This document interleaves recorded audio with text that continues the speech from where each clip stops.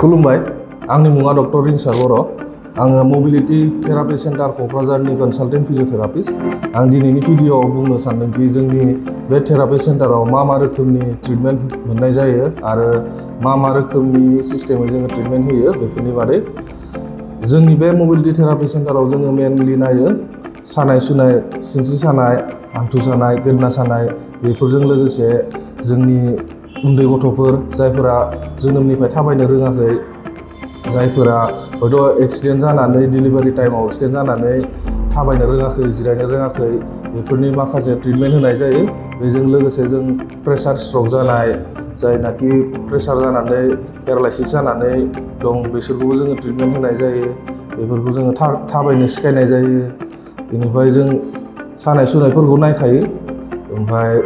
जेनेबा सोरनाबा एक्सिडेन्ट जानाय आखाइ गनाय हारा बायनाय बेफोरखौबो जोङो पस्ट सार्जिकेल केसफोरखौबो जोङो नायो बेजों लोगोसे जोङो जायनाखि सिनस्रि बायनाय बेफोरखौबो जोङो नायो जोंनाव ट्रिटमेन्ट सिस्टेमा जों मेनलि रिहाब सिस्टेमै ट्रिटमेन्ट होयो जायाखि जोङो मेन फकास खालामो एक्सारसाइसआव जोङो रुट कजखौ ट्रिटमेन्ट खालामनो थाखाय जोङो मेनलि एक्सारसाइसनि थ्रुयै जोङो ट्रिटमेन्ट होनाय जायो बेजों लोगोसे जों माखासे मडेलिटिसफोरबो बाहायो जेनेबा सानाय सुनायखौ खमायहोनो थाखाय बेनिफ्राय माखासे एसिस्टेड एड डिभाइसफोर दङ एसिस्ट खालामनाय माखासे डिभाइसफोर दङ बेफोरखौबो जों बाहायो जाहाथे नांगौ सिस्टेमै मेनलि जोङो एक्सारसाइस थ्रु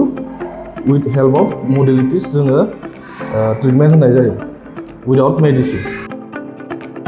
दिनैसिम आं जोंनि बे थेरापि सेन्टाराव बोसोरसे बारबाय खुलिनाया बेयाव जोङो बुहुत गोबां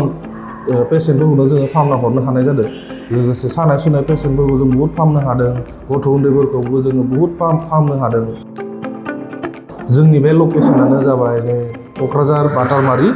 डन बस्क' स्कुल खाथियाव मोबिलिटी थेरापि सेन्टार बुंनाय जायफोराखि पेरालाइसिस जानानै दं जायफोराखि बेंगुरा जानानै दं बिसोर जोंनाव फैनानै ट्रिटमेन्ट लानो हागोन आरो